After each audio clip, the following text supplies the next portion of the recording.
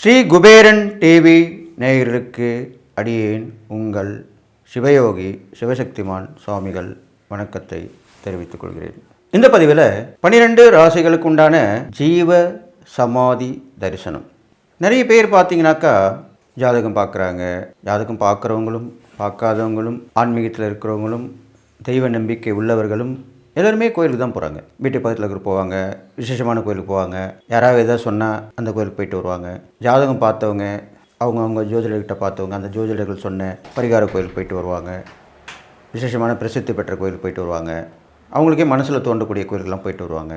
அமைதியான இடம், ஜீவன் உள்ள இடம், அதுதான் ஜீவ சமாதி அப்படின்னு சொல்லப்படுது. நிறைய மகான்கள் சித்தர்கள் எல்லாம் வாழ்ந்து மறைஞ்சிருக்காங்க. அவங்களாமே இந்த மாதிரி ஜீவசமாதி ஆகியிருக்காங்க. அப்படி ஆக்கப்பட்ட இந்த ஜீவசமாதி பற்றி தான் நான் சொல்ல போகிறேன். ஜீவசமாதி தரிசனம் சாதாரணமாக நீங்கள் போக முடியாது. அந்த ஜீவசமாதி ஆனவங்களுடைய பெயரை நினைத்து நீங்கள் அனுதினமும் விடிகாலை பிரம்மமூர்த்தியிலே நினைத்து வேண்டி கொண்டால் ஒழியே போக முடியாது. சில பேருக்கு ஒரு நாளே போகிற சந்தர்ப்பம் கிடைச்சிரும். சில பேர் தொடர்ந்து முயற்சி பண்ணணும், தியானம் பண்ணணும். நிறைய செலவுலாம் கிடையாது. போய் அர்ச்சனை பண்ணணும், அபிஷேகம் பண்ணணும், பெரிய பெரிய வழிபாடு பண்ணணும், ஹோமம் வளர்த்து பண்ணணும், அப்படிலாம் ஒன்றுமே கிடையாது. ஜீவசமாதி தரிசனாலே பெரும்பாலும் அமைதியாக அங்கே போய் அந்த மகானுடைய பேரை சொல்லி மனசில் நினச்சிட்டு வந்தாலே போதும். ஊதுவத்தி 2 ஊதுவத்தி புகை, அவ்வளோதான். வாழைப்பழம், பழங்கள் பிடிக்கும், பழங்கள் வாங்கிட்டு போய் கொடுக்கலாம், ஊதுவத்தி கொளுத்தி வைக்கலாம். இப்போலாம் நிறைய ஜீவசமாதிகளில் பிரபலமாகிட்டு வந்துட்டுருக்கு. அங்கே பணிபுரியவங்களாம் இருந்து இப்போது நல்லா பக்தர்களுக்கு வழிகாட்டுறாங்க. அது மாதிரிலாம் இப்போது வசதிகள் நிறைய வந்துடுச்சு. அதனால் நீங்கள் தாராளமாக போயிட்டு வழிபட்டு வரலாம். அந்த ஜீவசமாதி தரிசனம் பண்ணிட்டு வந்தீங்கன்னா உங்களுக்கு நடக்காத விஷயம் நடக்கும். அதுக்காக தான் இந்த 12 ராசிக்கு நான் ஜீவசமாதி தரிசனத்தை பற்றி இப்போ சொல்ல போகிறேன். இதை நீங்கள் போயிட்டு வந்துட்டிங்கன்னா உங்களுக்கு அதோடு விட்டுடக்கூடாது. அதை நம்ம ஒரு குருவாய் அவரை ஏற்றுக்கிட்டு அந்த போயிட்டு வந்தோம்னா அது தொடர்ந்து அவரை நினச்சிக்கிட்டு வீட்லேயும் வழிபட்டு வரணும். அதை பற்றி அதில் விளக்கமாக விரிவாக சொல்ல போகிறேன். அதெல்லாம் கேட்டு தந்துக்கிட்டிங்கன்னா இந்த ஜீவசமாதி தரிசனம் போல் ஒரு தரிசனம் கண்டிப்பாக கிடைக்காது. அது கிடைத்து விட்டால் உங்களுக்கு எல்லா நன்மையும் கிடைச்சி எல்லா நலமும் பெற்று வாழப்போறீங்கன்னு சொல்லி வாழ்த்து. இப்போ அந்த ஜீவசமாதி தரிசனம் பற்றி 12 ராசிக்கு நான் சொல்ல போகிறேன். ரிஷபராசியில் பிறந்த போக்கு கிருத்திகை, ரோகிணி, மிருகசீரிஷம், இந்த 3 நட்சத்திரத்தில் பிறந்தவங்களும் ரிஷபராசிக்கு சேர்ந்தவங்களாக இருக்காங்க. அது இல்லாமல் ரிஷப லக்னம், இந்த லக்னத்துலேயும் பிறந்தவங்களும் சொல்லப்படுது. அப்போது இந்த ரிஷபராசி, கிருத்திகை, ரோகிணி, மிருகசீரிஷம் இந்த நட்சத்திரத்தில் பிறந்தவங்களும் ரிஷப லக்னத்தில் பிறந்தவங்களுமே நான் சொல்லக்கூடிய இந்த ஜீவசமாதி தரிசனம் பண்ணி வந்தீங்கன்னா கண்டிப்பாக உங்களுக்கு நடக்காத விஷயம் நடக்கும். அந்த ரிஷபராசிக்காரங்க பார்க்கும் பொழுது இப்போ நான் சென்னையை சுற்றி உள்ள இடங்கள் தான் சொல்லிட்டு வரேன். அந்த வகையில் சென்னை தாம்பரம்க்கு கொஞ்சம் அருகாமையில் ராஜகீழ்ப்பாக்கம் அப்படின்னு சொல்லப்படுது அந்த இடம் பேர். ராஜகீழ்ப்பாக்கம் அந்த இடத்துல வேணுகோபால சுவாமிகள் அப்படின்ற ஜீவசமாதி இருக்குது. இது உங்களுக்கு கரெக்டாக தெரியணும்னா கேம்ப் ரோடு தாண்டினோடனே சாமியார் மடம்னு ஒன்று வரும். அவரும் ஒரு ஜீவசமாதி சித்தர் தான், சச்சிதானந்த சுவாமிகள் சொல்லுவாங்க. அந்த சாமியார் மடத்துக்கு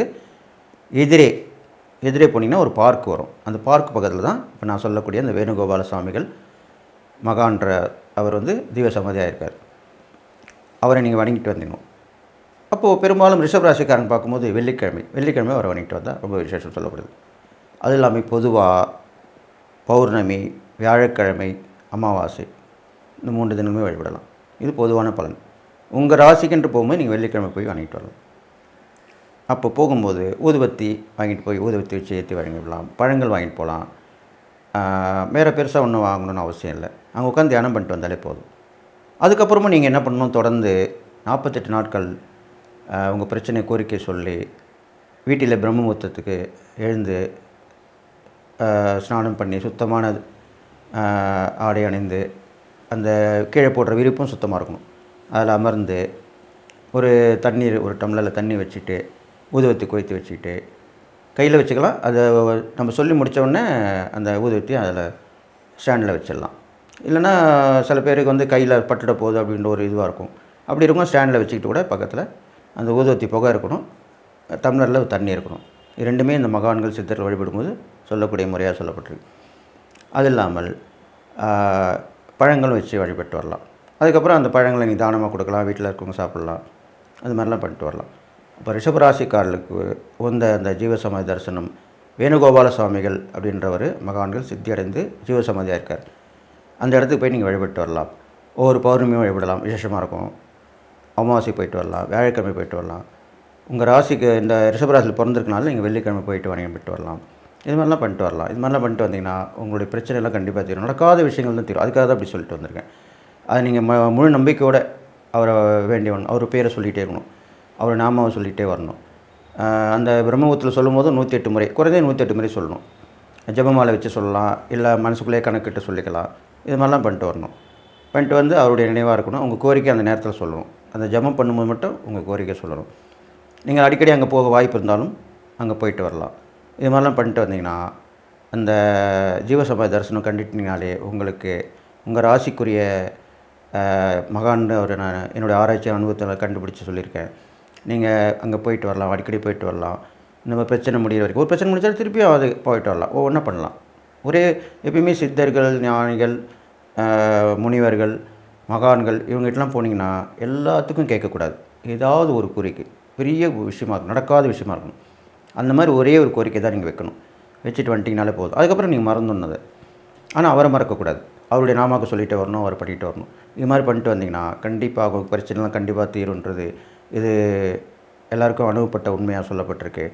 அதனால் இந்த ரிஷபராசிக்காரர்கள் அந்த வேணுகோபால சுவாமிகள் அப்படின்ற அந்த ஜீவசமாதி இடத்திற்கு போய், அது சென்னை தாம்பரத்துக்கு அருகாமையில் உள்ள ராஜகீழ்ப்பாக்கன்ற இடத்துல சாமியார் மடம்ன்ற ஒரு ஜீவசமாதி இருக்குது. அதுக்கு ஏற்றாப்புல பார்க் பக்கத்தில் இருக்குது. இங்கே விலாசம் தெரியாதவர்கள் என்னுடைய தொலைபேசியில் அழைத்தால் நான் அதுக்குண்டான வழிகளை சொல்லிக் கொடுப்பேன். ஸ்ரீ குபேரன் டிவியை பார்த்தமைக்கு நன்றிகள். மேலும் இது போன்ற தகவல்களை தெரிந்து கொள்ள ஸ்ரீ குபேரன் டிவியை சப்ஸ்கிரைப் செய்யுங்கள். மறக்காமல் பெல் ஐக்கானை கிளிக் செய்யுங்கள்.